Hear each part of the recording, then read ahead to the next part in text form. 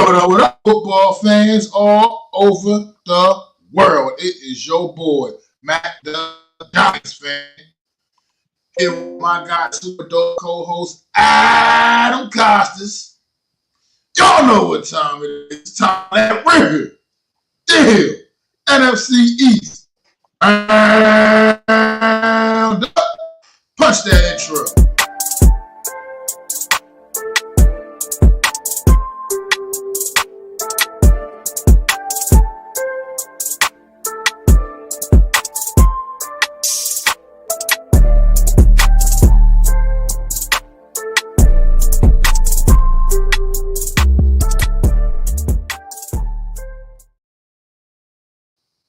Good order, everybody. Welcome aboard. Good afternoon. How y'all doing today, man? I'm your boy, Mac the Giants fan. This is my guy, super dope co Adam Costas, and this is the real deal NFC roundup. How you doing, Adam? I am doing fine. Fantastic. The draft is finally here and it's now over and we're past it now. I cannot believe it. We're literally less than 7 hours away from it being May. Crazy to think about. Coach Ed, what's going on? Hells yeah, man. What's up, Coach Ed? How you doing today, man? Thanks for popping in, man. But yeah, draft is in the books, man. It was a great good draft weekend, man. I'd say overall for the NFC East, I mean, some moves were made, some nice selection pick. I really feel strong about what the True Blue did, the Big Blue did out there, man. Big Blue New York Giants, they came through this week for us in the draft, man. I think they had a great draft. We'll talk about that a little later. We're gonna get into the other teams first, though, man. We're gonna say the Giants for last, man, because we got a lot to talk about there. But let's start with the Philadelphia Eagles, I suppose, man, and get right into it, man. With these Philadelphia Eagles and their draft class.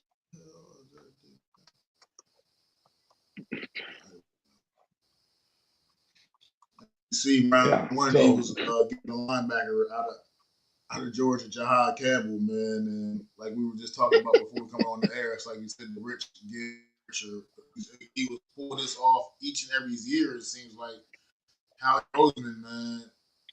Say what you want, but this dude knows what he's about his business, man. And the Philadelphia Eagles get another steal here at pick number 30. Traded up to 32. They switched spots with Kansas City, literally. Switched spots with Kansas City in the first round that night on Thursday night to new selection. I don't know if they had a fear that Kansas City was going to get them or if they were going to trade off someone else, but the Eagles switched and they traded up, switched spots with Kansas City, and they picked their guy, Jahad Campbell, man. How do you feel about that one, Adam?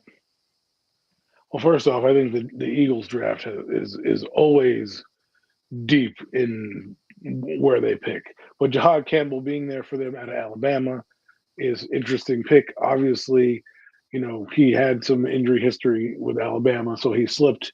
And like I said, the rich get richer. It's like, how do we always do this? Not mind you, he's from New Jersey, okay, but he was a 5-star recruit, which is crazy. But we always do this, and the Eagles always identify somebody in the draft that everybody has a grade on, and they just are sneaky with their picks. They don't let anybody know what they're doing. They have no idea what's going on, and then boom, Jahad Campbell falls into their lap, and now they're going to utilize him. Now he's got great versatility, right? They can use him with Zach Bond and Nakobe Dean and guys like that to really enhance their defense, which has already been pretty good last year. And now you're getting Jahad Campbell, who's probably going to, I would say, probably be a starter or at least fight for a starting job or have a big role in this defense. I mean, you think of what Zach Bond was to this defense. Imagine having another guy who can blitz, who can, create havoc in the middle, drop back into coverage. You got two of those guys roaming the field. That changes your defense. It allows you to not have to always bring pressure, but not always put a man in there, like take a guy out of the game. For example, they don't always have to go nickel. You can have Jahad Campbell on the field, and he can get some guys in the flat. He can blitz. He can come off the edge. He can do a lot of different things that Vic Fangio wants to do. And so for me, I looked at the pick and I was just like, wow, they just make smart moves every time. And their entire draft is pretty good. I mean, obviously we're talking about Jahad Campbell right now, but their whole draft was pretty good. And the Eagles, they identify their guys and they go get their guys.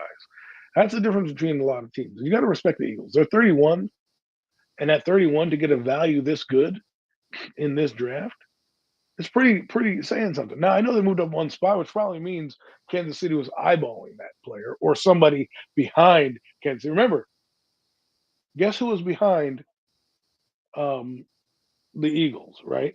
It was the Browns. So, maybe Kansas City might have picked them, but they could have easily traded up. So if the Browns were looking to get that guy, because remember they drafted a linebacker, Cam Schlesinger, 33 at the top of the draft, so they easily could have wanted Jihad here at the top of their draft. So I think that's what the Eagles did. Not necessarily saying that Kansas City wouldn't have taken Campbell, but probably they knew that the Browns might be calling up to take Campbell. So the Eagles went and got their guy, traded up, got him. I think it was a good move for them.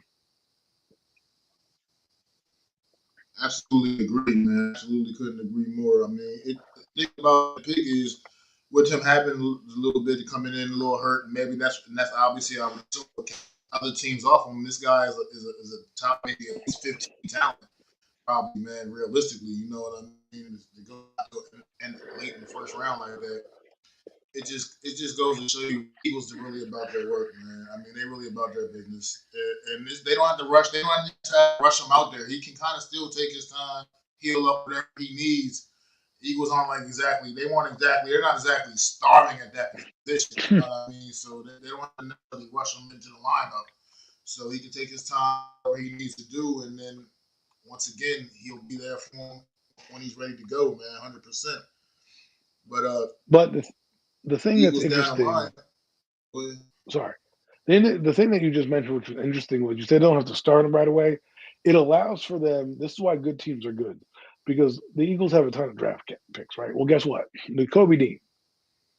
If Jahad Campbell comes in and the rehab goes as expected, he's a little healthier than they think, and he's outperforming Kobe Dean. Well, guess what? Guess who's expendable? Kobe Dean's expendable. They can now say that guy on a smaller contract be moved to another team who is desperate for a linebacker or desperate for linebacker help, right? So what it allows you to do is have it accrue more picks at a certain position, and if guys do well, you can get rid of them for a decent price, and that's what the Eagles do, right? You don't think Kobe Dean is worth value? Guess what? He is. They spent a third round pick on him. He wasn't a bad player. He's a solid linebacker.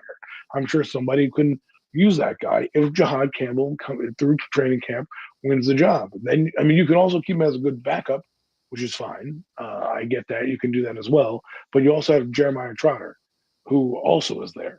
So another guy who you may want to keep in the rotation at the linebacker position. These guys become expendable. Look what they did with Kenny Pickett. They had a ton of quarterbacks in their room. They shipped off Kenny Pickett, got draft capital for him. Guess what? They're going to have a ton of linebackers in the room. Guys are going to become more valuable to other teams. They can go ship them off. It's just that's smart business. But if you just look at the Eagles draft selection, they had 10 picks, and this is a team that understands the mission, man, and keeping your depth, continuing to build the great depth on this football team. I mean, clearly, Eagles have no real big major issues on their offensive line yet. Here we are, the Eagles late in the draft, and they take 3 offensive on the board in day 3 for the Philadelphia Eagles. Exactly. Just continuing to add depth of players that are not expected to come in and be factors right away, but maybe they can develop into being, the future guys for the Eagles that they can depend on and lean on, man. And this is why the Eagles have. They're kind of a standard right now. They're kind of like a gold standard. It's hard to say. It's hate admitting it. It's not the truth. And like Coach Ed said up here, they also signed Holland Pierce, UDFA, off the top from Rutgers, man. So It's just like this team continues to just build. They continue to build things up the right way, man. I mean, look, they got Jalen Hurts. They still getting Kyle McCord around 6, man. Another guy that can, who knows, can turn into he can develop potentially to a quarterback of the future. Well, let's talk about that for a minute. They have Tanner McKee, who they drafted, right? Tanner McKee, he's coming up in the system. There is value. There were trade calls for Tanner McKee. They obviously parted ways with Kenny Pickett. This guy, Kyle McCord, you reset that backup clock again. So now, if there's a team that goes down that needs a quarterback that's desperate, they might call up Philadelphia and say, hey, listen, we know you got Kyle McCord, we know you have Tanner McKee. Is any one of them available? Because, our quarterback went down and we need somebody. And this is how a good team like the Eagles stays good, because then they trade a third round pick to, let's just say, I'll just use a team. Let's just say Tennessee. Cam Ward goes down.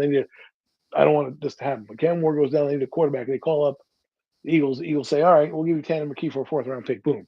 Now you got a guy come in. Or another team that, let's say the Cardinals, they need a quarterback too. They know their quarterback, their coach used to be part of the Eagles. He knows about Tanner McKee, blah, blah, blah.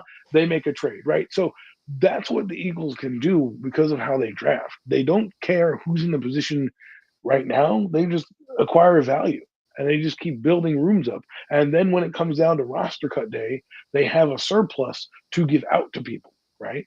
Same thing with like a team like the Browns. Or if those guys hit, there's going to be a surplus of quarterbacks for them to now move around the board. We had Joe Milton move this year, right, for a 6th round pick. People are starting to become privy to quality backup quarterbacks and or guys who could be potentially be starters, like a Kyle McCord. You call the Eagles up and say, hey, listen, we need this. We'll throw you a pick.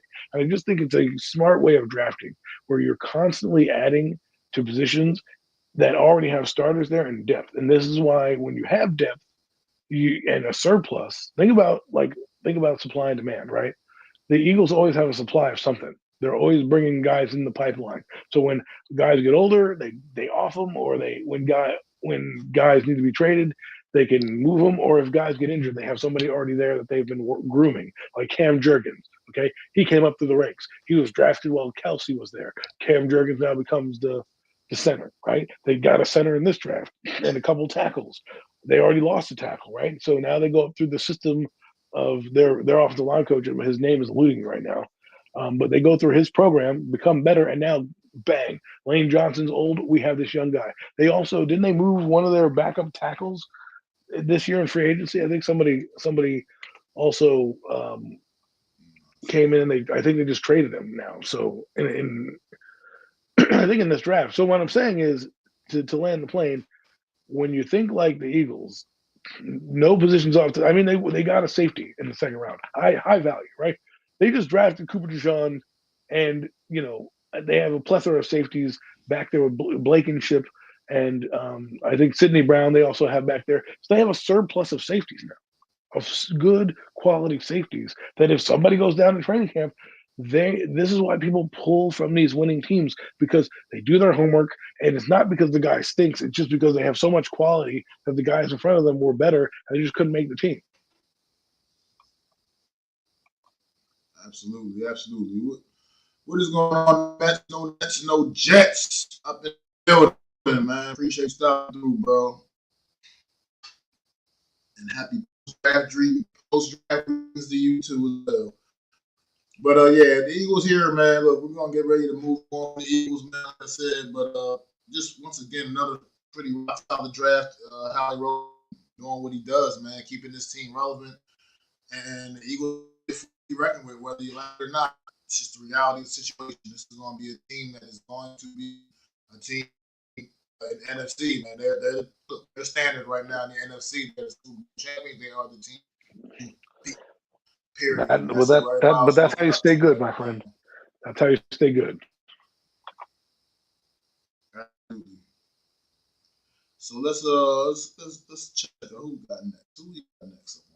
Let's go Washington next, I guess. We'll just do order of the rankings. Let's go Washington. Here we go. Washington Commanders. Washington didn't have a big surplus of draft picks, obviously, as you can see here.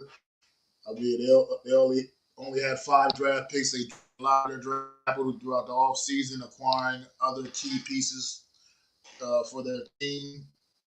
But start off round 1, they get Josh Conner, the offensive tackle, man, trying to get somebody on that line, cement the offensive line, help protect that young quarterback, man. And like you said, Trey Amos in the second round, great pick for Washington Commanders. Obviously, that's an issue secondary. So I don't know what you think about the Washington Commanders draft overall. I mean, I thought it was all right. I think they had some good picks in there, some value picks for them, some needs. The tackle out of Oregon. I mean, their offensive line was bad last year, so they got Connerly Jr. and he plays in that offense that was up there with Bo Nix and everything of the University of Oregon and Dylan Gabriel. He's played with a mobile quarterback, so he has a lot of passing snaps because that's all they do in Oregon. So they get a new toy to play with who they can add to the who's probably going to be a starter right out the gate with this Josh Connerly. They don't think they say he won't, but let's be honest. Like who do they have on the line that's really preventing them from, starting? He's probably going to be on the line. But overall, look at Washington's done a pretty good job. Remember, they added Larry Tunsil this year. They just got this kid. They're really beefing up that offensive line, like you said. And my favorite pick of their draft is Trey Amos. I thought he was a late first-round corner. I didn't think he would go this deep into the second, so I thought they got good value there, especially with Marshawn Lattimore on their team. They still have Saron still, right? So then now you add Trey Amos in there, and he doesn't have to start right away, but he can earn his spot, and you can put him around. He gives him a lot of versatility, right? So then wide receiver depth, they need that. They don't really have too many wide receivers on the team. I know they do got Deebo Samuel right now, right? And I think that's going to help them out with they did get Deebo, right? They traded for Deebo, right? So they get Deebo. They have Luke McCaffrey. They still have Luke McCaffrey, and of course they have Scary Terry. So now you add in a Jalen Lane who can help out, who's a burner, right? He can help, stretch that defense to allow guys like Deebo Samuels and Terry McLaurin to take shorter routes to the house. And then, they drafted a linebacker in the 6th round, and then, of course, another running back as well out of Arizona, who Josh Corksey. As their stable running backs, again, just value and depth. I thought overall you have to equate the Washington Commanders with their entire offseason, not just the draft. That's how I would look at it if I'm a Commander fan. Like, sure, we don't have that many draft picks allowed, but our top 2 picks are definitely going to be contributors right away. Connerly definitely will be for that offensive line. And then, of course, Amos, like I just explained. They could be starters. I mean, again, guys are incumbent. They're going to have to earn the job, but nonetheless, I do agree they're going to play a significant time, at least with this team, right? Especially Trey Amos. I think he does exactly what Quinn looks for. Remember remember Diggs, Stephon Diggs. Well, Trey Amos is very kind of a lanky corner. Kind of does some of the similar things that Xavier Diggs did in with Dallas. Yeah, I agree. I mean, like you said, only having 5 draft picks is because they did trade away a lot of their draft capital. I mean, they acquired Deebo Samuels in the offseason. Those were 2 pretty big pickups, which I mean, you got to count those to the draft picks too. Capital, but so yeah, exactly. So I mean, so at the end of the day, has had a very productive offseason. They've done some things. I mean, clearly, you saw the season a year ago and it didn't end the way they wanted to. Look, they ran into a buzzsaw on the Philadelphia Eagles, and they also know that that's what they're looking up to. That's what they're trying to get up to. They realize they're not quite there, and made some significant moves, and hopefully that can help help them move forward, man, and get a couple steps closer to the Philadelphia Eagles, which is their top competition right now. So we'll see how I things mean, go with the Washington Commanders, man. But I think with a young quarterback and a couple of the offensive pieces, they're going to try to. Their defense is still kind of similar to Trey Amos. I know they have maybe a couple of free agents in there. They're going to be a solid team. Do I know if they're going to be NFC Championship good next year? No. But this is what happens when you become good. Remember, this team was rebuilding. And what happened? They won games. And so now they have to scramble and patchwork what they can with what's left, right? And they made some big moves. Larry Tunsil's huge. Not no pun intended. I mean, he's huge, huge, huge on the offensive line. And then you have Debo Samuel, who you can use. I'm sure Cliff Kingsbury can utilize that. I think he had Hollywood Brown in Arizona, so I think he can utilize a guy like Debo Samuel in that regard to to score points and be an extension of the run game, and make plays. I mean, Terry McLaurin had 13 touchdowns last year. 13, like crazy. And now you add Bobby Wagner still here, Trey Amos to improve the secondary. With Marshawn Lattimore in season last year, now he has a few games under his belt to know well, more than a few games. He had a whole playoff run under his belt, and now come in and now he has nothing to worry about because he's a starter. He doesn't need to get familiarity because he's already familiar with the playbook. So that was a good get. You got, like I said, Tunsil is part of this draft class, just like Burns was for the Giants last year. So those do count. They do count like that. So I think the Commanders have done a fine job, solid offseason for them. I definitely agree with you. I definitely agree. We'll see what the future has in store. We'll see if last year was a fluke or if this team. I think I lean towards that they're for real. I mean, they got a quarterback in place and they got some good pieces around them. And Washington's become a place where guys can go play, man, and that's what led to their season that they have. Man, people have a real interest in wanting to play for the Washington Commanders now. So we'll see how it all pans out for them, man. But we'll move on real quick. We're not going through these fast because we know we got a lot to talk about when we get to another team down here, man. And that's going to consume a chunk of the show. So we're going to get through the rest of these teams real quick. And to start with this now, we're up to the Dallas Cowboys here. And Dallas Cowboys, I mean, they were right from the gate. They already initially get who I think was the best interior lineman in this draft class right there, right from the door, and Tyler Booker, man, guard. And I don't know how you feel about this pick, Adam, or how you feel about any other picks from Dallas. Let's talk about their draft a little bit.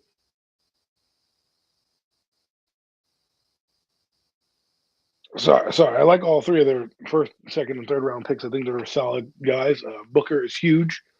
And let's be honest, they need some interior help. They did draft a lineman last year, so it's looking to invest long term in the offensive line, which is what they do. And I think they have a couple of. They have another tackle. They have like 3 tackles right now on the offensive line that were high picks. The kid from last year who was a rookie, forget what his name was. They drafted the other Smith brother who played for a tackle, and now they have Booker here. So they're bringing in guys. If you look at it in the grand scheme of things, they're bringing in a lot of talent to grow. And I don't know how good Ajaya Cornelius is, but he's also going to be factored in with those young players coming up in their on their roster. So for me, Tyler Booker, easy pick. From that Alabama style of team, he's obviously a runner. The Cowboys need that. They need road grading off the linemen. As for their second round pick, I'm intrigued by him. Another pass rusher to add to this team already. You know that they lost DeMarcus Lawrence via free agency. They lost Chauncey Golston via free agency. So they were kind of lacking in that department. Now they have another guy to help out, Micah Parsons, and some of their other players that they have acquired. And then, of course, the corner. We know what the Cowboys' problem has been, a revolving door at the cornerback position. Javon Ravel will help solve that problem for them, as I do believe he has, he went down with an injury, so that's probably why he slipped. But here he is, right? If he's healthy, they said he could be a first round pick, and now you have Trayvon Diggs, who's coming off a knee surgery, and you have these two guys here to kind of, compete. And then you have Deron Bland. I still think is there. So you have a solid secondary, um, forming with the Dallas Cowboys, and not to mention young. The Cowboys a little younger this year. So what happens when you have a bad season? You can kind of retool and um, get position players that you need. Right? Obviously, with Booker, the edge. I'm not going to pronounce his last name. Azaruki, I think his name is, and then Siobhan Ravel, who, by many accounts, had an injury. I also think they traded for a corner from Buffalo, if I'm not mistaken, this offseason. So I wouldn't be surprised if, again, you see them starting to build that up. Remember, they had the problems with corner. That was one of their issues last year. And now they have a pass rusher to replace some of the guys they lost. Again, DeMarcus Lawrence, who obviously was injured in and out of the lineup last year. Izariki can come in, doesn't have to have any pressure on him to start. He can come in and just be a joker and kind of come in and rush the quarterback. And again, like I said, Brooks is going to help out the offensive line. Now, Jaden Blue is interesting. See, they went with two running backs as well, but I think he'll probably get some burn because I think you only have Rico Dowell there as a running back. I don't know the rest of their roster. Excuse me. I said pretty much. He's like the only thing I think they have of any relevance at the position anyway. Right. So I mean, like he was solid last year. He's not a great back, but they might do a running back by committee. Who knows? Maybe they'll trade for a back. I don't know. Maybe one will cut loose during the preseason or whatever, and they'll get one. But I think it was interesting that they took a little depth there. And then, of course, the rest of the draft was to fill some spots with the defensive line. And we'll really see what they can do with this team. Remember, they have Eberflus now as their defensive coordinator. So we're probably going to see a little bit of a change there. Probably be a little bit more aggressive. So we'll see how they kind of deploy all these pass rushers. And don't be surprised if Eberflus ends up being their head coach if he does well, because Schottenheimer may not have a personality, and Jerry may want somebody with a personality. So, and we've seen the Cowboys do that with Wade Phillips and all that stuff. So we'll see if these guys are value picks. Booker, Donovan, and Javon would definitely see. Jaden Blue, he'll probably get some burn. And then the rest of their picks, I don't know too much about them. So,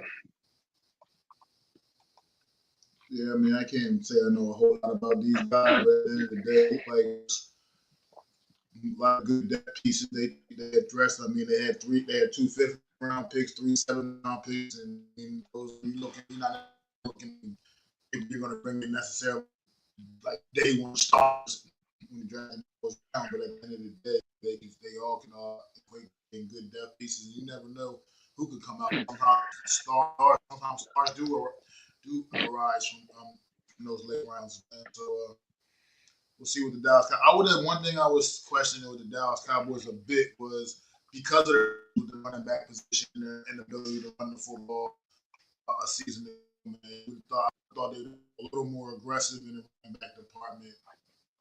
I mean, Jaden Blue is he's good. He's not a scrub or anything. I wouldn't call him a scrub on the University of Texas or anything. But at the end of the day, I would have just thought they would have tried to get maybe somebody a little more highly talented guy. Somebody a little, just what I'm trying to say. Just somebody a little more.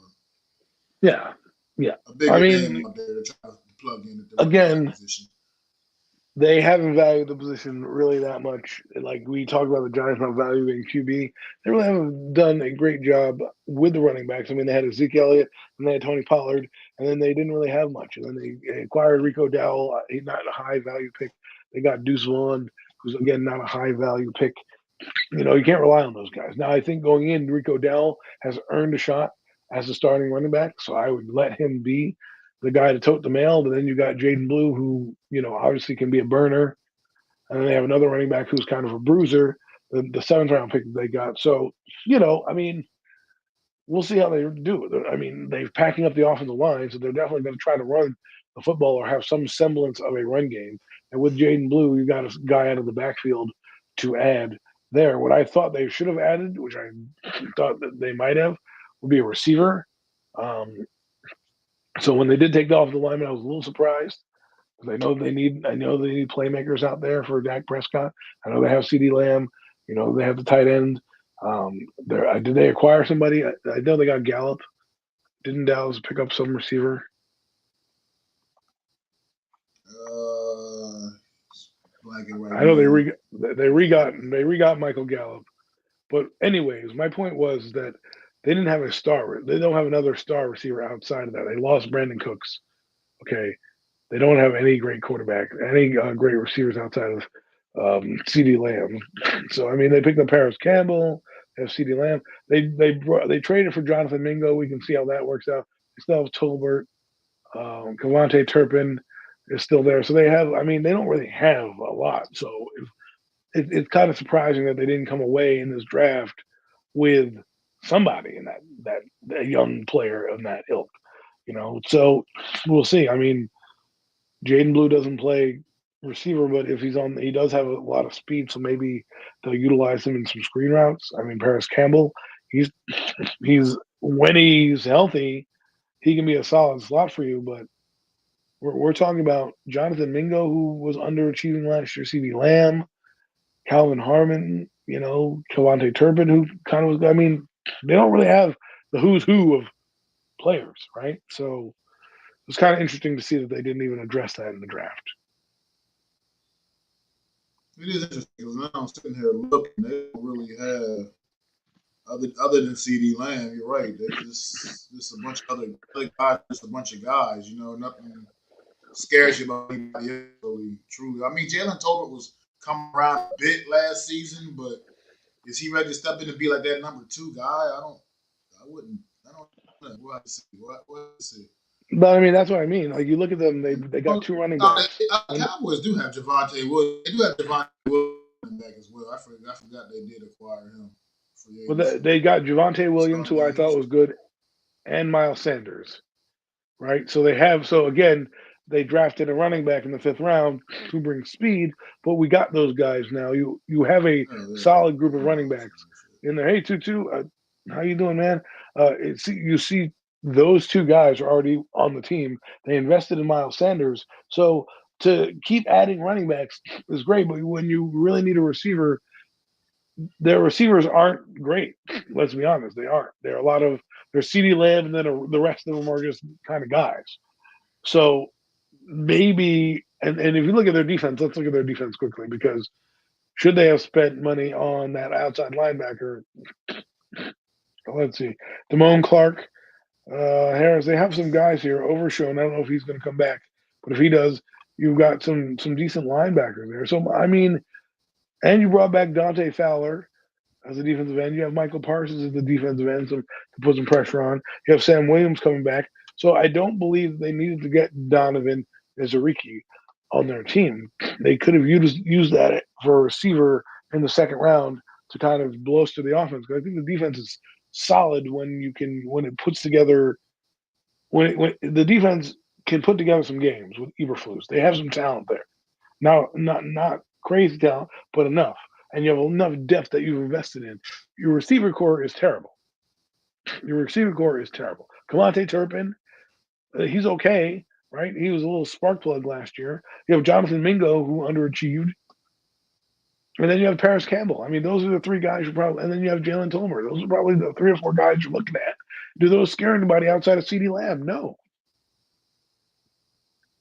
No, not at all. I'm just gonna say what up to AK and Tudo, man. Thank you guys for joining us in the chat. Appreciate you guys being around. Yeah, Tudo, I know I got some mic issues right now. I got a lot of issues. I'm been so busy with some things. I'm working on getting some new stuff to try to make the experience a little better, man. But I got a lot going on right now. So soon I'll have some new mic and stuff like that soon. But for right now, I'm still trying to make this one work. Apologize for that. But yeah, let's I don't know if you got any more thoughts on the Dallas Cowboys draft, because like I said, I know we got a lot to talk about with the New York Football Giants. I don't know. I'm good. I've moved on. Yeah, let's do it, man. Let's get right to it, man. Let's get to what the people are here for, man.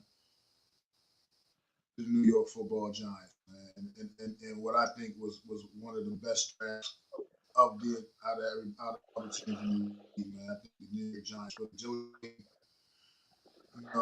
I haven't been your favorite. I haven't been your top pick as of late, but I gotta say, man, he really nailed this draft once again. And that's if this draft class holds up to what it should be, look at it on paper, that'd be two consecutive, pretty solid, rock solid drafts for Joe Shane, man. Maybe we do need to put a little respect on this man's name. But let's go. Let's start from the top, man. Abdul Carter, man. Number 3, Penn State edge rusher, man, that has generational talent. What's your thoughts, Adam? Well, he is going to be pretty good if he stays healthy. Gives the Giants a defensive player we haven't seen the likes of in a long, long time. We hoped that this would be Kayvon Thibodeau, but he blows Thibodeau out the water. I don't want to say Micah Parsons, but he's very similar to what Micah Parsons does in Dallas. And I'm hoping that these past the foot injury and these past the shoulder injury, and we can utilize him because I think you're getting a dog. I think you're getting some identity on that defense. I think he'll become a leader very soon. I think you know now who's going to be the defensive captain at some point. Even though I know they picked up Kayvon Thibodeau's 5th-year option, Abdul Carter is going to be that guy. And he's got my initials, so gotta like him just for that. No, I'm just kidding. But to be real, to have that guy on your team, you have a decent front seven now. You have a decent front seven with I should say better than decent, a pretty good front seven with Abdul Carter. You have Brian Burns. You have Kayvon Thibodeau, as we mentioned. You have some of the other young guys that you're bringing up in the back end. You have Golston, who I like. You can play inside and outside. That helps you out. But I think it was an easy pick for the Giants to make. I mean, we all know my thoughts. I wanted a quarterback here, but you know what? They didn't value one, and their plan worked. We'll get to that. We'll get to that pick in a minute. But so I like the draft. I like the pick. And if he ends up being what they think he is, we're gonna have a guy going in the Ring of Honor. I know you asked for LT's number, and LT's like kick rocks, young buck. I don't blame him, because LT is considered the greatest linebacker or defensive player of all time, and that number is very sacred, not only to the Giants but across the league. When you see that number 56, who's your brain automatically go to, right? It automatically goes to LT. Exactly. No matter who wears the number across the league, you just see that number 5'6" on a linebacker, and you're like, wow. And I know Malik Neighbors did that thing. Nobody knows that guy who he got the number from. Number one. I mean, that guy was in 1950s or something like that. Nobody know that guy. Everybody knows Lawrence Taylor. You don't even have to be a Giant fan to know Lawrence Taylor. So, I understand why Lawrence didn't want to do that. And, hell, if I was in Lawrence Taylor's shoes and some kid called me up, say, hey, can I take your number off the Raptors? I'd be like, get out of here. That's like Michael Jordan giving up 23 on the Bulls right now. Are you kidding me? Absolutely. But yeah, I agree. Like the Abdul Carter pick, initially I was the same way. I was really, really wanting a quarterback, and I couldn't go by all these plans that people throwing out there. Oh, they trade back in because that's not a guarantee. What's guaranteed is you had a third overall pick. I felt like the biggest need to address was the quarterback position. So initially on Thursday night, I wasn't upset about Abdul Carter because you never get upset about a player like that. Truly, you're not really truly upset about a player. That's like the same as Malik Neighbors last year. You're not really upset. You got a fucking stud. You know what I mean? It's just that you had your needs. And like Adam said, they made things, right later on, coming back into the first round and getting their guy, man. And we'll talk about him in a minute. But right now, what this brings to the table, Abdul Carter, man, if Kayvon Thibodeau can wake the fuck up and get a little more consistent with his play and be quite frank, Brian Burns, because he wasn't the most consistent last season either. But now adding Abdul Carter to the mix, this defense has that ability to be downright scary right now, man. I mean, it's not even. We're gonna get into a little bit more because when we get to the third round, We get to the third round. Still was gotten by the New York Giants. You know what I mean? In the third round of this draft as well. Oh, let's just stick with the first right now. Which even adds, we'll get to all of that. But I mean, look at you're bursting at the seams. You're so excited about this draft. But let's address this real quick. LT should have let him have it. He'd only be more relevant by a generation that's not familiar. No, he would not be. Excuse me. The reason he's not is because the generation right now don't know about 23 on Jordan, right? Jordan is transcendental. He's 23. But because LeBron wore it and other people wore the number gets forgotten about. And kids aren't going to go, oh, that was LT's number. No. You know what they're going to look up when they're looking up retired numbers? They're going to say, oh, look, there's Taylor. And Taylor has been around the league. He won't be forgotten. You know, it's not like Carl Banks or something like that, a player of that ilk. LT is iconic with the NFL, not just the Giants. And for Carter, LT's not going to make any money if they all of a sudden put the jersey out for Carter. Carter's going to get royalties. No one's going to be like, oh, 56 Carter. No, they're all going to go, let me get my 56 Carter jersey. You know, rent it. No, you don't rent it. You don't rent it. I do agree with that because for instance, like I work with a lot of young guys. You know, they're all in this now. They're little 20-something-year-old young guys. They didn't even fucking see Taylor play, but they damn sure where the hell he is. You know what I mean? So it's just that's the kind of what LT brings to the table. I do agree. I think you got to eat some things don't do. You haven't played it down in the NFL, do Carter. You know, they just put 56 on your back, man, and not in the Giant uniform anyway. That's just something. That's just different. It doesn't really. Not anymore. LT's had. No, LT's had bad press, but when you talk about football and the annals of football, he is great. He transcends it. And when you talk Giant football, when we talk every year, who's one of the guys that comes up in conversation, just out of organic conversation? It's LT, right?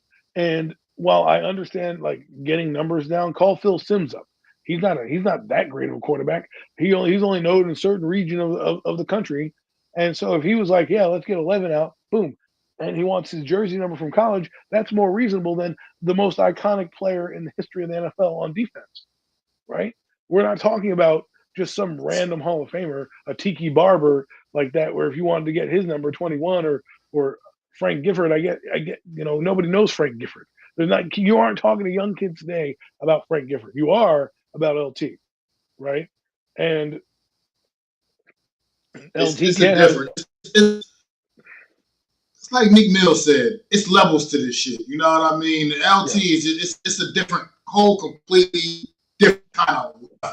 You know what I mean? Like Malik was getting number 1 jersey out of retirement. Like most of us didn't even know the number was retired, probably. You know what I mean? I had no idea who that guy was. I'm like, what? They retired number 1? Exactly.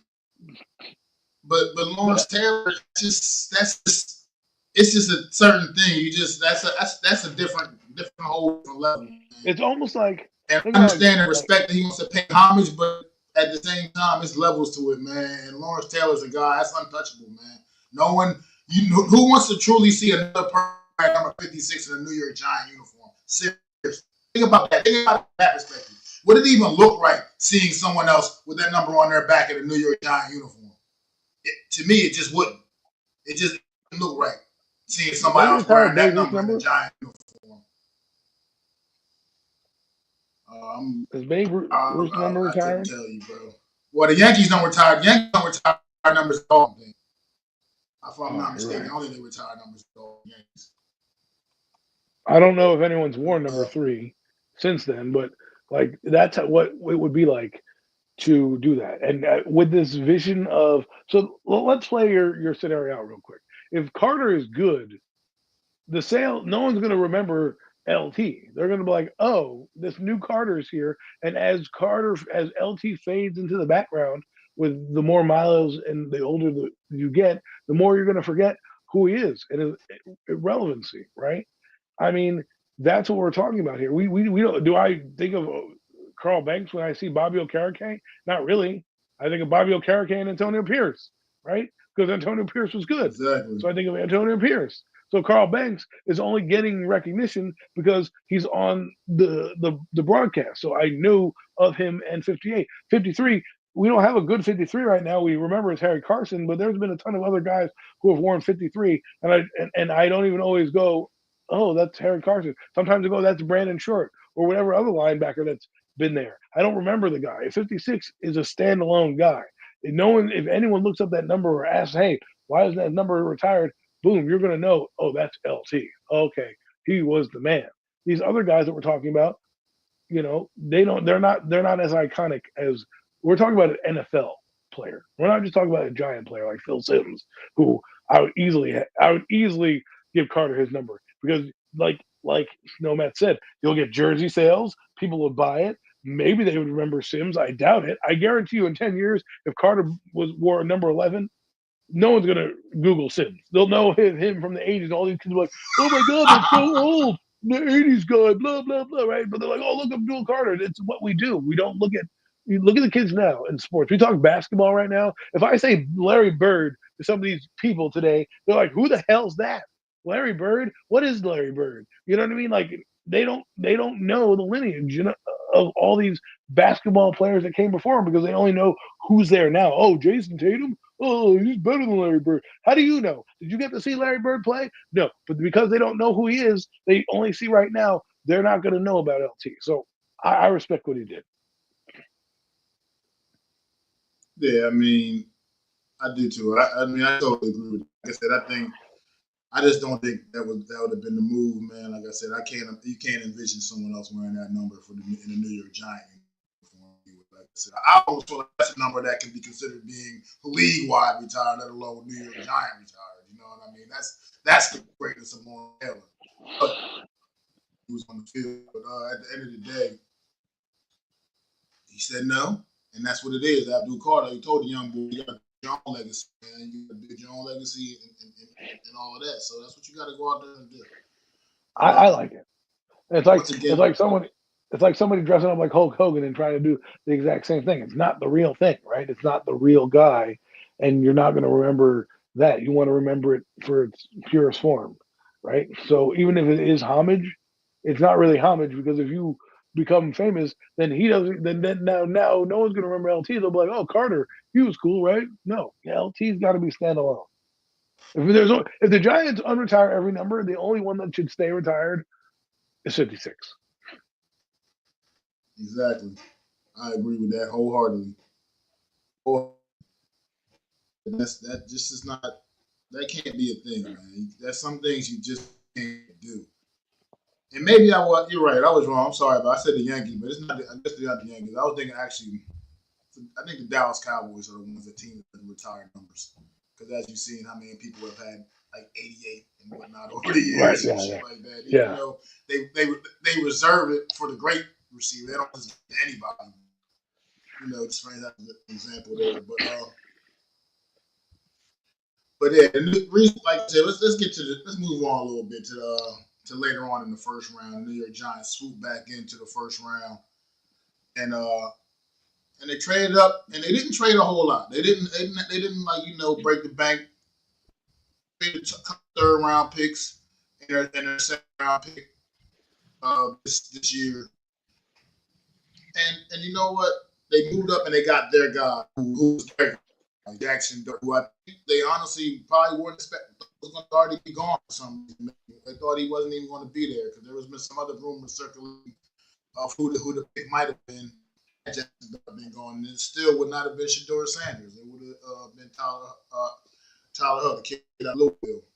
Yeah. But nonetheless, they got their guy Jackson Dart. That was what they wanted.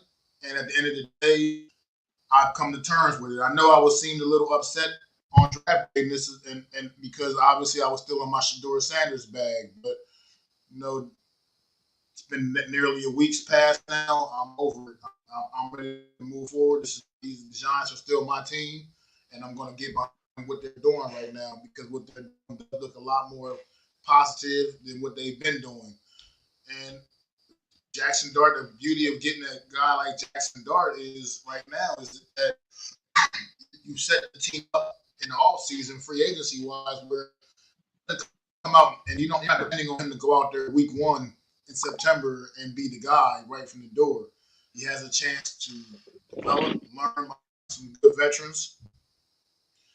He's behind some other veterans, I should say. I'm not going to necessarily say good anymore. Not good they are anymore, but he gets a chance to learn the NFL way, man, and get it up ready and get himself prepared to go out there and maybe potentially be the quarterback of the future for the New York Giants, man. How do you feel about Jackson Dart and this move by Joey moving up the first round? Jackson Dart. Listen, if you know me and you talked to me on the phone, you know Jackson Dart was one of the quarterbacks I mentioned they needed to get. I know you're going to say, well, Adam, you're a Shedeur Sanders fan. Yes, I was. But I also knew that if we didn't get Sanders, I started early on in the process, I started scouting Dart because he was the next guy. Because remember, early on in the process, it was Cam Ward 1, Shedeur 1, and then whatever quarterback was left was going 2, right? So he was the third guy up. So and I studied him from last year as well. I kind of, we've been on this radar for quarterbacks for 2 years. So I watched Jackson Dart and a few others. And as Dart kept coming up, there were certain things in January that I heard about Dart. One, I loved his bowl game. I thought he could make a lot of throws. I thought he has a very good skill set. I think the skill set fits the Giants, what they're looking for. Brian Dable made this call here for whatever reason. It didn't work out with Shedeur Sanders in the offseason process.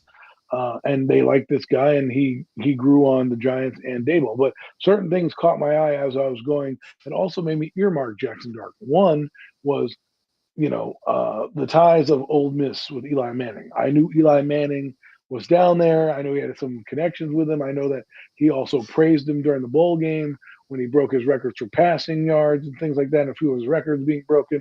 You see him in pictures of the Manning camp. So there was a connection there that I'm like, we need to keep an eye on this kid because Giants always love the Eli Manning kind of, guy that's come up through Eli Manning's camp, or if Eli knows a kid that's a quarterback, they always kind of gravitate towards him, a la Daniel Jones with David Cutcliffe and all those other things they sold him Eli Manning. This is a different scenario, however. But they kept him on the radar. Then we're going through the process. January comes. I heard before the Senior Bowl was even a thing that Jackson Dart was going, and the Giants had requested an interview with him. And I was like, ooh, interesting nugget to know about. Nothing came, no one really spoke about it much, but they dropped this little nugget in there and they kept it moving. And then at the Senior Bowl, he didn't have a great practice there, but he did look good. He did make some throws, but again, timing were off. But you have to quantify that. Things happen there. Familiarity with different teammates. It's now become more of a showcase of interviewing people and things like that. So I'm not going to take that out there, but he did do it. He acquitted himself nicely in the Senior Bowl enough where it didn't hurt his stock. Then he came to the combine and had a good showing at the combine. Threw the ball all over the yard, had some good passing. And so the Giants again were there, had a contingent there. Then when he had his pro day, again, I didn't hear about it. You didn't really hear much about Dart with the Giants. You really didn't. And then all of a sudden, you hear little nuggets like, well, they had a huge contingent at his pro day, and they brought him in for a 30 visit. They did this, they did that.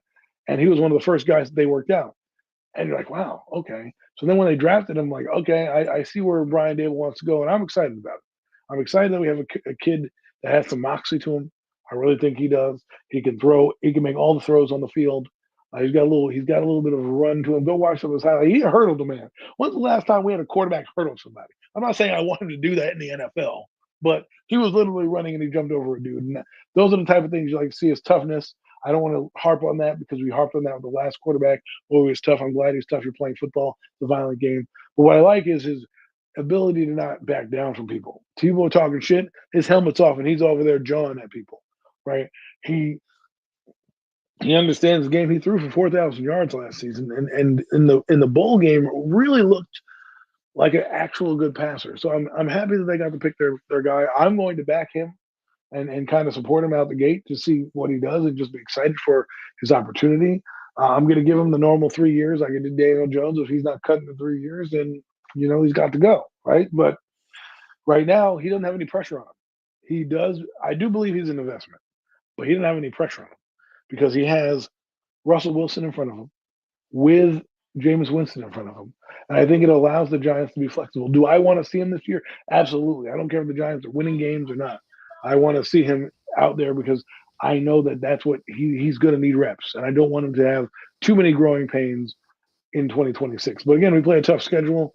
Russell Wilson is getting older. He was injured last year, so he might have a chance to play. And I'm looking forward to him. This is the first time I'm actually looking forward to training camp and mini camps and everything like that because we have a quarterback that we invested in. So I'm happy about the pick. I know I rambled on, but I'm happy. Hello, Mom.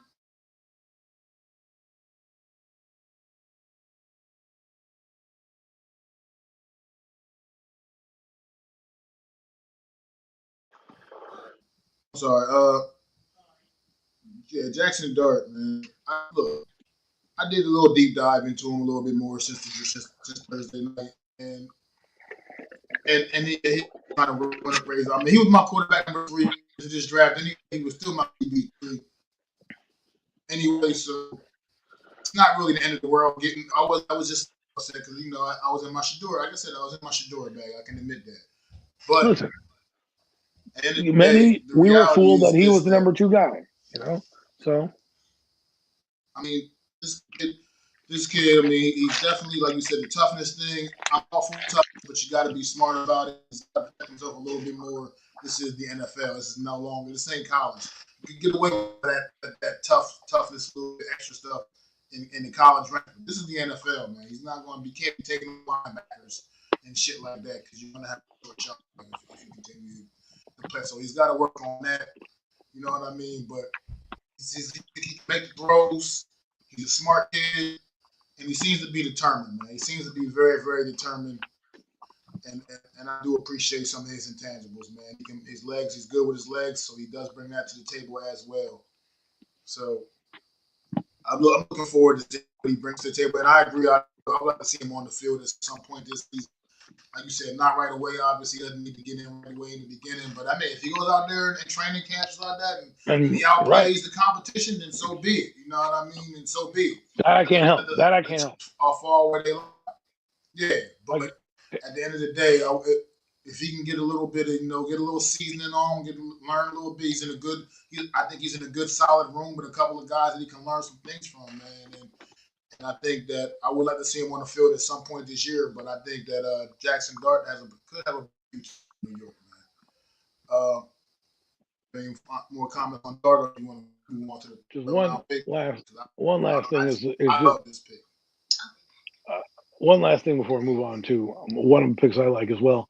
It just feels good to have a kid that's not a robot. All 3 of these quarterbacks are intelligent. They can talk. They're not like when you're talking to Daniel Jones, I rather watch paint dry. But with Dart and Wilson and Winston, you have 3 guys in there who align spiritually, right? They all believe in faith, right? I do believe that's going to be a big part of them having similar mindsets. They all are intelligent in their own way. They bring different skill sets to the table. And so that's just a big thing for a young quarterback to have. But we can move on to the round 3 because I absolutely love this pick. Yeah, round 3, man. I mean, big deal. I mean, this guy could have easily went early in the second round. And for him to be around in round 3, man, Darius Alexander, he took out of Toledo. This guy is an absolute. He's an absolute player, man. And to be able to line him up next to Dexter Lawrence, once again, the Giants D line right now, all across, it's shaping up to be downright scary if everything pans out the way we expect it to, man. What's your thoughts on Darius Alexander, Adam? I love it. I think it's similar to Leonard Williams kind of build, that type of player that we miss out on. We forgot how good Leonard Williams and Dexter Lawrence were together as a unit. Like when they were together, people forget how good that was. So, to have that in your arsenal with a guy who I believe is going to have, a solid start. I don't know. You don't need to start him right away, but I think he's going to earn a starting job out the gate, So, Darius Alexander, one of my favorite picks.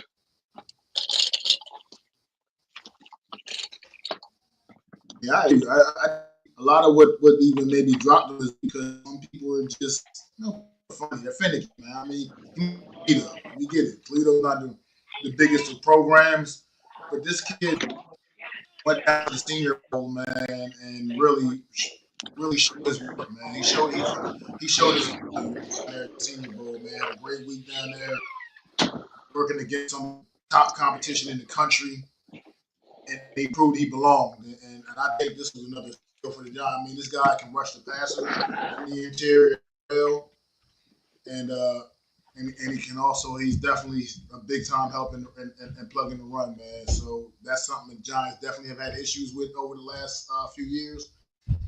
Consistent run stopping, man, and hopefully Alexander can add to that as well, man. Like I said, I think like you said, I can agree that he could start off as a depth piece kind of, but I think he's gonna find his way in that starting lineup, man, sooner rather than later, man. I really love this pick.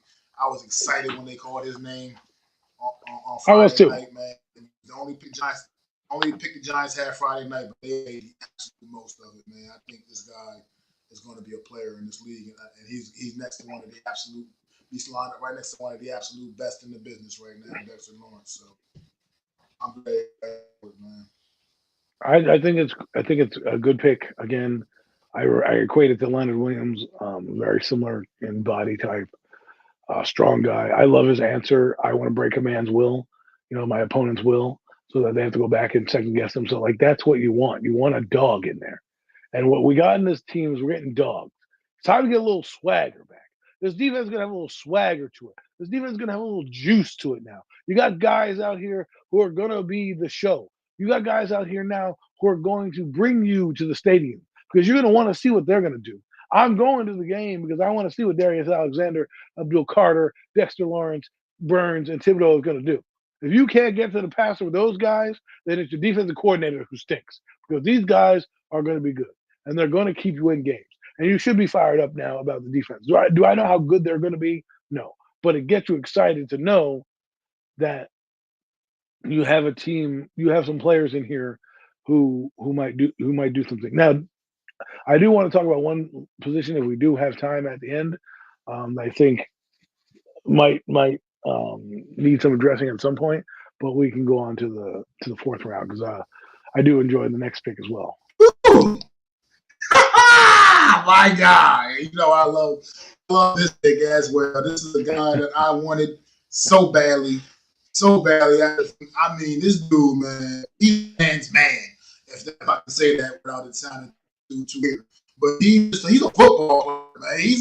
He's that rough, rugged, and raw. You know what I mean? When you look up football player in the dictionary, you see a picture of Cam Scatterboo. Cam Scatterboo, man, put this team Arizona State on his shoulder and almost single-handedly beat the Texas Longhorns in the playoffs in the NFC. This dude's he might not be the fastest running back, but he can still do it all. He's a broker. He can catch the ball out of the backfield. I mean, he threw a touchdown pass in that game against Texas. I mean, shit. Cam Scatterboo to the table, man. I think this guy, getting him in the fourth round, this guy was an absolute. I think he's going to add something to that backfield. Pairing him up with Tyrone Tracy, man. What's your thoughts on Cam Scatterboo, Adam? I mean, I like him. I think he reminds me of Peyton Hillis. Remember Peyton Hillis? When he would play for the Browns? I do. That big old running back. He's kind of that kind of bruiser guy. Almost a Mike Allstott. Not as big, though, but, still squatty. I think this is what type of runner the Giants needed. I do. I thought they either needed a burner, an absolute burner, like the guy Jay Blue from Dallas we talked about before, from Texas that went to Dallas because he's a burner, or they needed a guy like this. And I think Scatterboo is, like they said with Brandon Jacobs, he's more than just a running back. He can catch the ball in the backfield. He really was a game changer in the playoffs, which is something that you don't see. He is a good 1-2 punch. You can either start him, which I think he should be, only because the reason I'll start him, and people are like, well, you have Tyrone Tracy. I'll tell you why. Because you draft him in the fourth round. That's higher than Tracy in the fifth round. And what that means to me is you invest a more premium pick in that person. That means that kid is going to come in here and do something and be a part of this team. And I think you want to start him to wear the defense down, and then bring Tracy in the second halves of games where the defense is a little bit more tired, and you can utilize his speed and his quickness in a downhill form. I think Scatterboo also. I want to see him on a screen pass with some blockers in front of him. I think there's a lot to be desired there. I said there is somebody who mentioned his pass blocking was weak, but I don't know. Well, we have to find out why it's weak. Is it bad technique? Is he just missing guys, or is he a flat out doesn't want? Because there are some guys who love to be the aggressor, but when the guy is coming at them, they don't necessarily know how to, utilize that. So let's see if they can utilize him in a way. And I do believe I like the pick. I really do. I think you're going to see a different side of him. I think he's a fan favorite already. I think he brings a different element. Somebody. I was listening to a podcast, Giant Insider podcast. They were talking about the tush push, and they were talking about the Skidoo slam or something like that, because he's going to slam it up in there on 4th and 1s and something like that, or the Skadaboo smash or something like that. Like, he's going to get the ball in short yardage. I expect him to have, if we're in the goal line, like at the 2 or 3 yard line, I expect him to get some carries in there and try to get power of the ball in there, because he does break tackles. I think he broke the most tackles in college football, which is kind of crazy to think about it when you think about it like that. But geez, I enjoy it. I can't wait. This is what I mean. I can't wait for preseason. I want to see what this guy can do. I do believe Eric Gray, bye, you're gone. Turbo Miller, you're probably not on the team anymore. And maybe they'll keep somebody else maybe they'll keep Devin Singletary. But I don't think they keep more than 4 backs. And the only back I think they keep is like Turbo on the practice squad, because they're going to need in case someone gets nicked up or something. Yeah, just want to say welcome aboard too, man. What's going on, Miz? Too, I appreciate you popping in. And what is going on, 2 giant goofballs? Drew, what's up, bro? I appreciate you popping in, man. But yeah, I just love this pick, man. I wanted Cam Scatterboo. I wanted the Giants target. I didn't think they actually were. I didn't really know that they actually were. I didn't know the guy that they had that interest in like that. But I was sleeping on Sunday afternoon because I worked nights, so I was sleeping.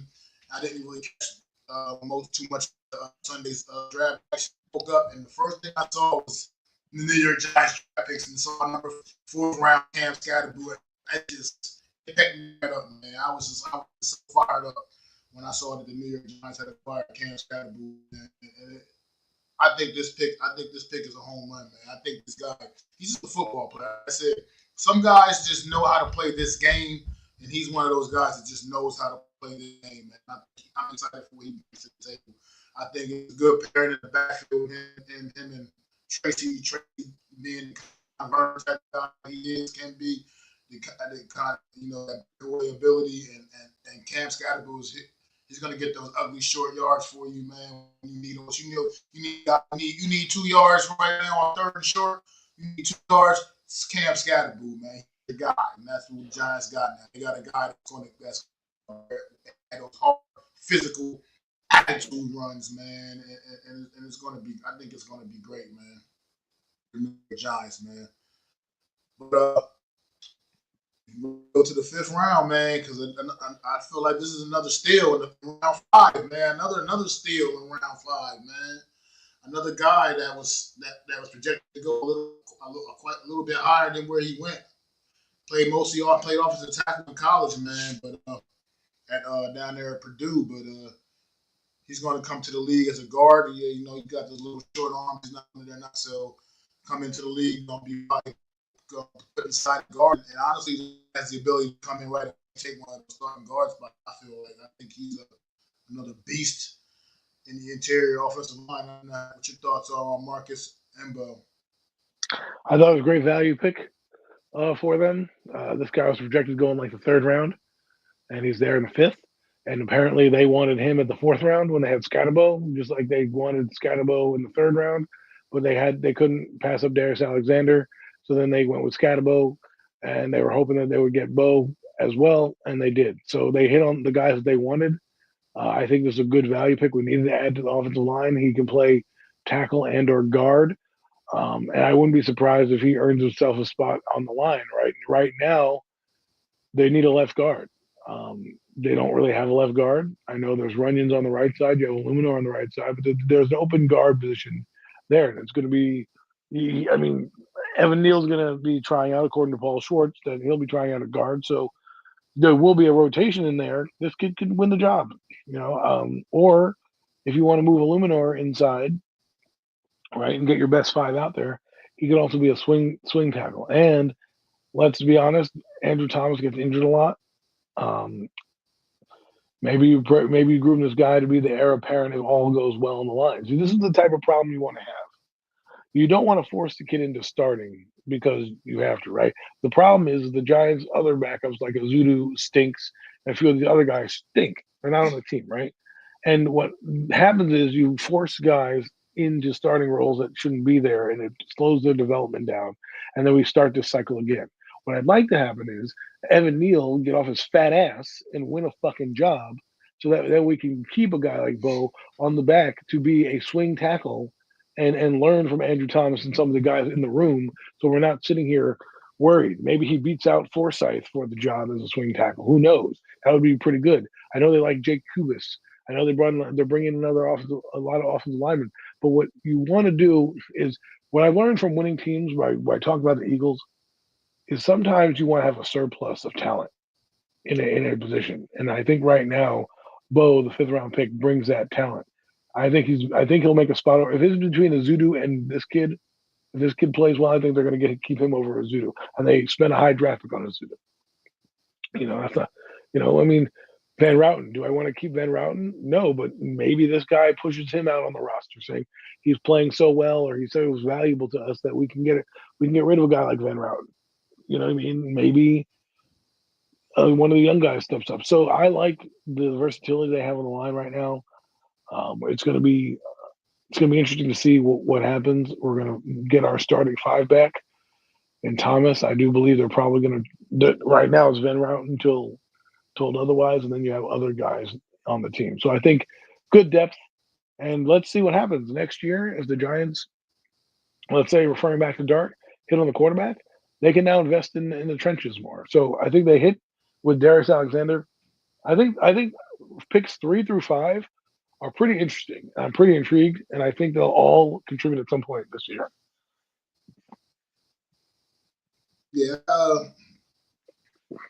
I do agree. I think this kind of pick kind of also Evan Neal. I think that's who was really puts him on notice. I mean, you got to come in and have his act together, man. This season, there's no more fucking around with this guy. Like, okay, here you go. On Thursday, pick up Devon Tipper, your option. Clearly, not pick up Evan Neal's 5th-year option, and nor should have. I was kind of wasn't even that sure they should have picked up Kayvon Thibodeau's 5th-year option, to be quite honestly, but they did. And I think this puts a guy like Evan Neal on notice, man. Evan Neal, you got to get your life together, man. You got to figure out what do you want. Are you built to play in the NFL in this league, man? And are they going to still be stubborn? I keep him out there playing tackle where he clearly has failed. He's clearly failed throughout his career now thus far at that position. I don't know if they want to try to even attempt to kick him inside and see if he can maybe have success at that position.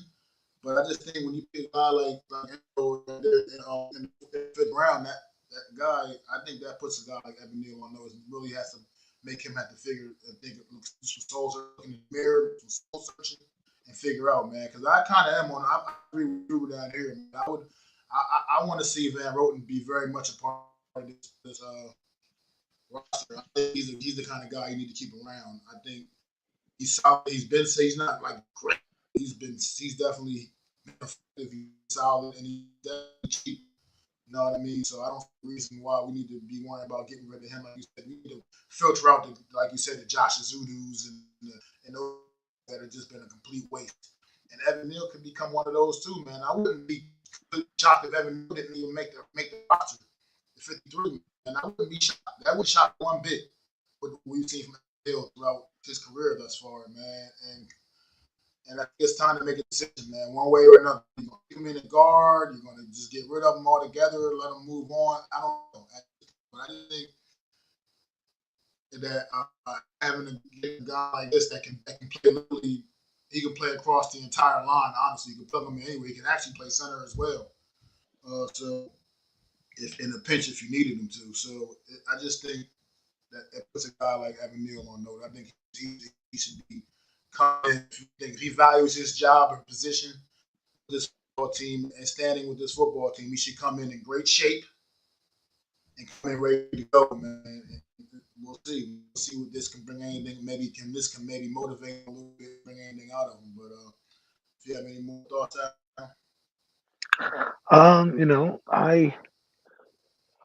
I don't really have too much more. I think it's just a good value pick. Like I said, picks 3 through 5 are real good value picks, and I hope they do well. I hope they exceed.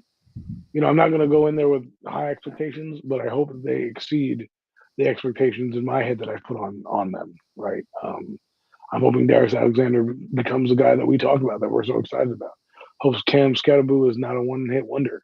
I want to see him here for a while. And Bo, it'd be nice to hit on a 5th-round pick, such as a David Deal type of guy, to finally get a guy who's versatile on the line, who can start for you for years. You don't have to worry about certain things. So, that's how I feel, and that's how I'll end those picks. That's how I feel about them. And then no 6th-round pick for the Giants, but they had a couple more picks wrapped up in the 7th round. Man, tight end Thomas Fadone and Fadone out of Nebraska, and Corey Black out of Oklahoma State, man, at cornerback, man. 7th-round picks, you know what I mean? You hit. If not, it's not the end of the world, you know what I mean? But how do you feel about these couple of guys, man? The cornerback is interesting. I mean, it's good to dip back into that market and have just some depth. There's a lot of with Debo and Banks. You got to keep throwing, depth at that position. As guys come up, you never know who might become a real corner, and some of these guys get pushed down for odd reasons, and they'll play special teams and maybe push a guy like Gregory Owens or off the roster next year. So I like what they have, and I like the back end piece. This is a flyer, like you said, a 7th-round pick. You just pick a guy. It doesn't really matter. You can throw a dart at the board and see where it sticks. I probably would try to get a linebacker here. I think the Giants' middle linebackers are somewhat lacking, but we'll see. However, the Fadone guy, I think, is kind of interesting. I'm like, first off, how many tight ends we're going to bring? Like every draft so far that Joe Shane's been a part of, there's been a tight end involved. So, it's true. I mean, every draft he's been a part of, there's been some form of tight end, from Daniel Bellinger to Darren Waller to Theo Johnson, and now fucking Fadone. Did he play tight end in college? Is this something that we need to look up? Because that's why he's so affiliated with tight end, which is interesting because, again, his 7th-round pick, you can stash him on the practice squad if you want. No one's really knocking down the door to get him. I think I like Dulcich. I wonder what that means for him, if he's going to make the team, because he was a pick that people liked at UCLA. We have Manhurts, Daniel Bellinger. This might kick him off the roster. Again, he hasn't done shit. I don't even know. I think he's on a milk box somewhere. So we'll see what happens in the off season with these numbers, because if he makes the team, again, you have to credit Joe Shane for digging deep in his bag. But again, he drafts tight ends. Like, this is the guy who loves to draft corner tight ends and and receivers. He loves doing that. So it's just kind of funny. So we'll see. Fadone had some talent. He blew out his knee, and we'll see if he's regained some of that form. Some people say he has. Some people say he hasn't. He is a big-bodied guy, so you never know how they're going to respond. And the Giants need a consistent tight end, someone to step up, because they have nobody. I thought Theo Johnson was kind of making that way last year, but again, he had a foot injury, and foot injuries are tricky. So, and I do think the Giants also need a detached tight end. Like, what I mean by that is a Greg Dulcich, a guy that doesn't have to block, but could be a big slot receiver in there if you want to go with Malik Neighbors and with Darius Slayton, and you want to keep a third person on the field to crack back or help block out. You want that tight end. So we'll see, man. I'm excited. This whole draft has reinvigorated me. And I think the reason it was is because we got rid of the black cloud that known as Daniel Jones. And I think now that he has gone and his presence is out here, it just feels like there's a rainbow or sunshine coming out. Now I don't know if it's all going to work out. I don't. I don't know if the Giants are going to be good next year. I have them winning about six games, max 7, which is I think is pretty good for them for going from 3 wins to 7. Some people have more or less. I just think they come up a little short. Doesn't mean they're not going to be a better, more improved team. They're going to have fight and scrap. But I think, right now as you're building your guys up, there's going to be some mistakes with some of these young guys, and it might cost them here and there. So that's what I feel. I think the direction at the end of the season next year, you're going to feel a lot better. And I already feel better. Maybe it's because the quarterback is drafted. Maybe because I think somebody said it best in the space. Now that a quarterback has been drafted, we can turn the page and move on to another thing. And we really should be uniting as a fan base instead of fighting over spilled milk. So I got people still arguing about Shedeur Sanders. Like, yo, get over it, bro. Like, let's try to give Dart a chance. Let's not crucify them. We like to bury guys early, right? Before they even play on the field. Sometimes we overhype guys before they play on the field. Let's just be excited and intrigued about what these guys can possibly bring and see if they do. And if they don't and they suck, you can say, hey, get this guy off the team. He's underachieving, right? But if they exceed our expectations, let's let them do that. I think we've been so caught up in fighting with each other that we haven't seen the forest for the trees. Joe Shane has had a good draft and a good offseason. He had a good draft last year, okay, with Malik Neighbors. But this draft was probably his best to date. This offseason probably was his best to date. And I got to give credit where credit is due. Good for him. Let's see if it translates on the field. Brian Dable, you're up. You're up. It's your chance now, man. Joe Shane's job is done for now. He's going to go scout and do other things, but he's brought in the personnel. Okay, you've got 90 men on the roster. Coaching starts with the mini camps and all that other bullshit that goes on, and then over the summer. Now it's up to you, Brian Dable. Can you put it together? Can the message get across? Can Shane Bowen do something with this defense? The rest is up to you guys. Shane, hats off to you. I was very critical of you doing certain things. I feel you've done the right things. Will they work out? I don't know. Will we revisit this and have egg on all of our faces? Who knows? But at least I believe his offseason as a whole, bringing from free agency to now, has been solid. And what put the cherry on top was getting the quarterback. They got one. They took a swing. We don't know what he's going to be, but at least they took a swing. And it was a first-round swing. It wasn't some sixth-round pick like a McCord or some shit like that. They really want to invest in this guy. When you pick a guy in the first round, you invest in him. Whether it's late first round or not, you're going to invest in that guy. And if he hits, people are going to say, man, that guy should have been picked higher. And if he doesn't hit, they'll all be fired and we'll be on to a new regime and, seeing what those guys do. So that's all I want to say about the draft and that draft portion. Well, I mean, like you said, with the Fedone pick here, just adds another tight end into the room. As a guy, I feel the only tight end on this roster right now that we pretty much feel good and know is going to roster, I think for sure, is Bill Johnson. I mean, I think anybody else is pretty much they're in competition to get a spot. You're only going to be 3 tight ends or so, maybe. But at the end of the day, I think Theo Johnson's the only one pretty much that is. I think his spot is definitely for sure. You could say Bellinger, but it seemed like Bellinger found a favor with the regime a season ago, man. It wasn't until Johnson went down that he started to kind of receive any kind of significant playing time. So I think right now, so it just adds competition. It's going to be fun. Training camp is going to be great. It's going to be a lot of good competition out there, man. The draft is going to provide a lot of that competition. As far as Corey Black goes, I mean, I listened to this young guy talk, his opening interview with the New York Giants, his introduction interview. And what he said to me was intriguing to me because I think he kind of knows the reality situation that they didn't draft him to come in and necessarily some kind of immediate factor on defense, so to speak.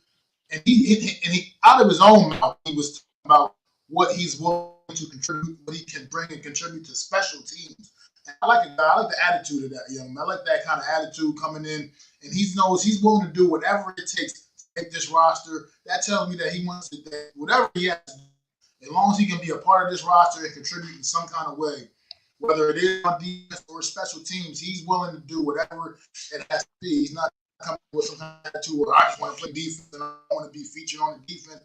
I'm a 7th-round draft pick. I was lucky. I was blessed to be drafted.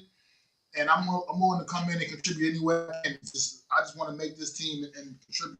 And I appreciate that kind of attitude from a young guy coming into the league, man. So I look forward to this draft class. It's an exciting draft class for me. You saw what the draft class did last season, honestly, and this is just another way to build upon that and just continue to have build up a great young roster that. Hey, look, let's face it, guys. Let's be real. New York Giants is going to have one of the absolute toughest schedules in the league this year. They're going to have one of the schedules in the league. The entire league, to be quite frank. And let's not be real. I mean, they're still a young team. There's a lot of work to do. But at the end of the day, I see a progression from a season ago now. Like, you can see things heading and at least appears to be in the right direction. Which is honestly, we haven't been able to honestly say that over the last several years, man. They didn't look like they were going in the right direction necessarily, but now they finally do. And look, like you said, trading up that quarterback, like you said, it's absolutely an investment. You made it a point to trade back into the first round to get that guy, and I get it. A lot of other things that go along with it. You had the option to be able to have that 5th-year option if things really pan out and all that good stuff. You wanted to make sure you wanted to ensure that too as well. So they made Joe Shane look. Tip the hat to you, bro. You really did. I think you had a great off season. Kind of made a fool yourself a little bit last year, hard knocks thing and all that stuff, but you're looking to move past that clearly. You've done, like I said, some really positive things off season, man. Like the agency and through the draft right now. So now it's about bringing it all together, man. And work's still not done. And getting and Brian, we said, Brian, you got this team to really respond to the coaching, respond to what you're talking about, and like you said, understand that, like you said, still so much work to do. But things do finally look like they're like we're like things like going away now, man. It really looks like I don't know. I'm feeling good about New York Giant football again. I'll put it that way. I'm feeling really good about New York Giant football for the first time in a while.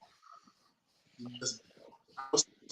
was really starting to get tough. It was getting hard for me. Now, it was getting hard for me. So I'm happy. I'm in a much better place than it was a season ago. I feel good about what the New York Giants are going. I'm not going to say I expect too much this year. Honestly, on paper, we're still going to be, whether you like it or don't like it, on paper, we're still the 4th best team in the NFCs. At least going into the season. That's just what it is. But maybe they can change people. Defending Super Bowl champions. I mean, come on. What they're on the field. I mean, maybe they can change people's thoughts with their play on the field. You know what I mean? Don't expect some Washington Commanders type turnaround. That's ridiculous. You can't expect those things. Those things are anomalies. You know what I mean? Those you want the team to be not blown out. That. Like, if I'm going to lose, I want to be a scrappy game. You know, like a turnover. Score more than 10 points. Score more than 10 points a game. Right. Exactly. You know, let's start there. Let's take those baby steps. Because we might. Let's say we open up with Philadelphia, right? Let's just say, hypothetically speaking, we open up with Philadelphia. I know they're going to come in and look at us because, again, they're going to look at us from last year as a previous record and say, while that team's not the same, they were 3-14 team. We need to be able to beat them. Games like that for Philadelphia are going to matter to them. Beating a team. So they're going to want to come out and prove that they're still the Super Bowl champs and the Giants are the same. Well, I just want to see the Giants not get blown out 28-0 at halftime. You know, lose 21-24. You know, lose 28-21, but look good. You know, look like you're competent enough. You made some tackles. Maybe it was an unfortunate turnover by like a Tracy or somebody like that where, you know, he fumbled the ball at the last minute and you lost the game because because of a turnover, right? But you knew you're in the right direction. You had them on the ropes. That's what I want to see. I don't necessarily see the win-loss total. I do think you should get to about 6 wins with the schedule alone, and maybe 2 more because you never know what guy is going to be injured on what team and where the ball bounces, right? So I don't care about the playoffs at the moment. If the Giants are fighting for that, great. But just be confident. I also want to get a chance to see Jackson Dart get some burn because at the end of the day, that's your future. Russell Wilson's not. I don't care if they're winning some games. Maybe pull Jackson Dart in for a couple series to say, hey, listen, it's a blowout or, it's a close game or just anything to get his feet wet, because they don't want him to just be blindsided. And then what happens is you criticize his essentially a rookie year. I think this team is building something. I'm excited. For the first time, I'm in about 4 years, I'm going to buy some gear. I don't think I've bought gear, a new shirt, really, for anything. I've been given a few things, but I haven't gone out and purchased one myself. And this year, I'm excited to do that again because of who we have out there. I don't think Russell Wilson's going to be great, but I think he'll be good enough to keep you in games, in prime time games. I think he'll be able to make some plays. I think the offense will be pretty decent. Do I think they're going to score? They're going to be a scoring juggernaut? No, but I think you're going to see 17, 18 points a game average by the end of the year. You're going to say, okay, cool. We can hang with some teams. Some teams we still need a little work on, and we dominated against like the Raiders. You know what I'm saying? Those teams.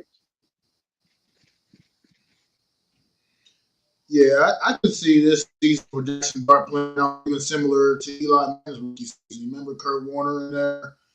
Kurt Warner, he wasn't playing bad.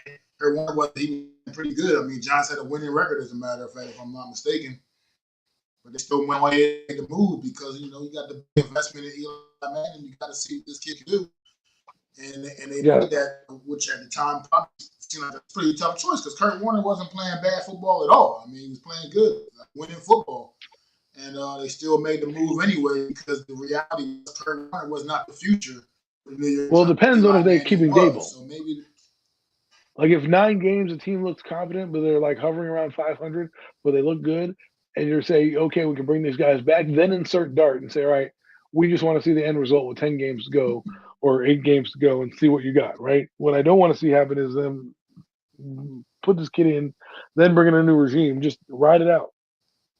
Give these guys a year or two with their quarterback, and if he fails after year 3, boom. But if they know that the record is not a thing, just go out and have fun, win games. And if you decide, if they decide, like you said, to pull the guy, even though we're doing okay, I'll respect it, right? So, but I just want to see the kid play and get some. I don't think he should start right away, but I also do believe you want at least 6 games. I feel 6 to 7 games to see him get acclimated, right? Because his first couple games, he's going to be shaky. Then you're going to have another 2 games. I wanted to have something under his belt where you can be like, all right, he's got a decent sample size under his belt. I can ride with him next year. Yeah, I totally agree, man. But like that's going to probably wrap it up this week for this edition of the Real Deal NFC East Roundup. Unless you have any more final thoughts. Not really. I'm not really. Outside of the fact that I'm reinvigorated again as a Giant fan. I think it's just going to be more fun to watch. Even if they stink, you just see there's promising talent on here, and whether it's Brian Dable coaching that talent or somebody else down the road, we've got a young quarterback who we can kind of get behind. We have a young receiver. We got a stud defensive end that we can look forward to watching. The Giants are starting to get players where you're going to want to watch them on Sunday. So I'm getting excited to get that fire back for the team again. Absolutely, man. Like I said, excited to get these offseason workouts underway, man, and see where things start developing. Rookie minicamp is going to be fun, man. It's going to be lit. Cleveland rookie minicamp is going to be absolutely something different. That's going to hit a whole lot different over there. Rookie minicamp is going to be probably the craziest rookie minicamp you ever want to see over in Cleveland. So good luck to those guys. Oh my goodness! Yeah, talk about it, man. Dylan Gabriel. You won't even know who he is. There's gonna be so many Mike Shador Fanderson's face. that they're not going to be like, oh, by the way, Dylan, you were picked in the third round. How are you? Good. Now back to Shador. But thank you everybody for coming out, man, hanging out with us for a little bit, man. For the 90 minutes, man, of talking NFL draft, recapping things, man, breaking things down. Like the New York Giants, great draft. So I'm happy and proud. Bringing some of that New York Giant pride back, man. Hopefully we can get back to that old school New York Giant mentality, man, and get some winning football out of this team, man. It's been far too long now, man. So we'll definitely Adam probably like a couple more weeks when they release the schedules on May the 14th.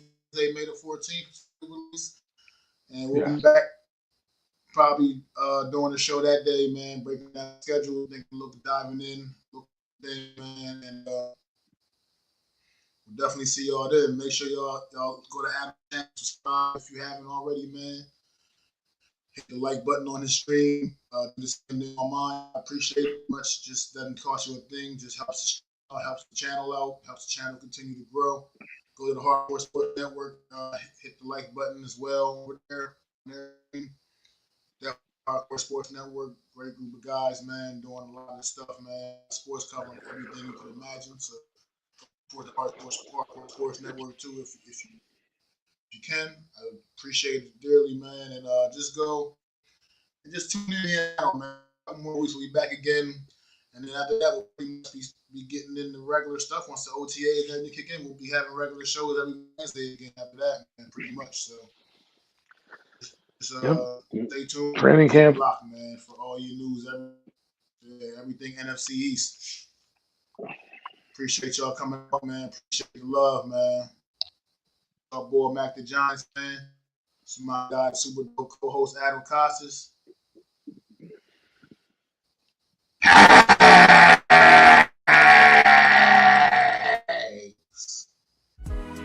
I'd like to thank you all for listening. If you was feeling this, please take time to subscribe and smack them likes. Feel free to drop a comment. Let me know what you think. Don't forget to ring that bell so you know when I'm dropping new content. It's your boy, Mac the Giants fan. You can find me on Twitter, YouTube, and Facebook at Mac the Giants fan. That's MACDA Giants fan.